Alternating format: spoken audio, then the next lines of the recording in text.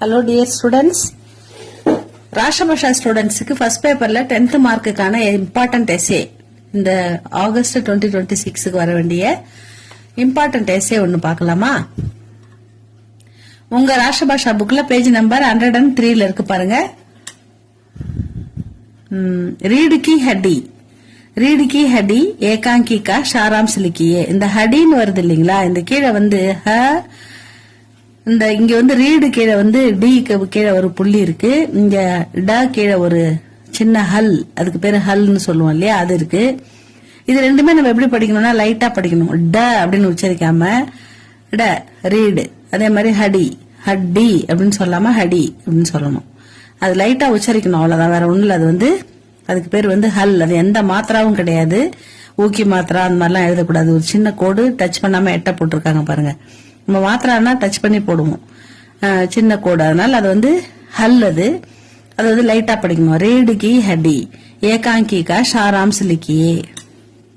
முதுகெலும்பு, நாட்டின் முதுகெலும்பு பெண்கள் அப்படின்னு சொல்லுவாங்க. இதுல பெண்களை பத்தி தான் வரும், பெண்களுடைய நிலைமை. அது வந்து ஒரு பொண்ணு வந்து புரட்சியா அவங்க வந்து சொல்லுவாங்க, அது புரட்சியா இருப்பாங்க, அதை பத்தி தான் வரும்.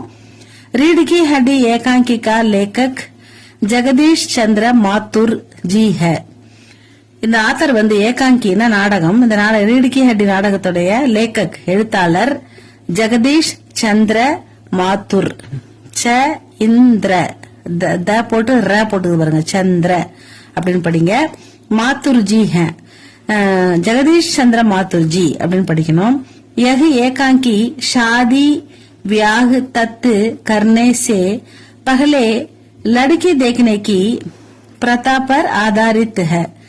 ஷாதி அப்படின்னா கல்யாணம். ஒரு கல்யாணத்துக்கு முன்னாடி என்ன பண்ணுவாங்க, முதல்ல பெண் பார்க்கும் படலம் அப்படின்னு ஒண்ணு நடக்கும். பொண்ணை போய் பார்ப்பாங்க, அது பிடிச்சிருந்துச்சுன்னா ரெண்டு வீட்டாருக்கும் சம்மதம்னா கல்யாணம் பண்ணுவாங்க. அந்த பெண் பார்க்கற அந்த படலம் தான் இந்த கதையில முக்கியமான பிரதான் அப்படின்னா முக்கியமான ஒரு காரணமா வந்திருக்கு.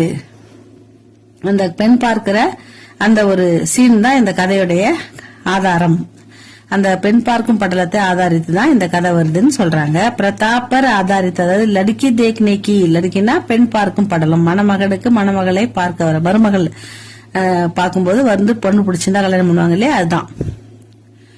लेखक ने इस एकांकी के माध्यम से कहा है कि हम चाहे कितने भी पढ़े लिखे हों, कितने भी आधुनिक क्यों न हो, महिलाओं के प्रति हमारी सोच नहीं बदली है. लेखक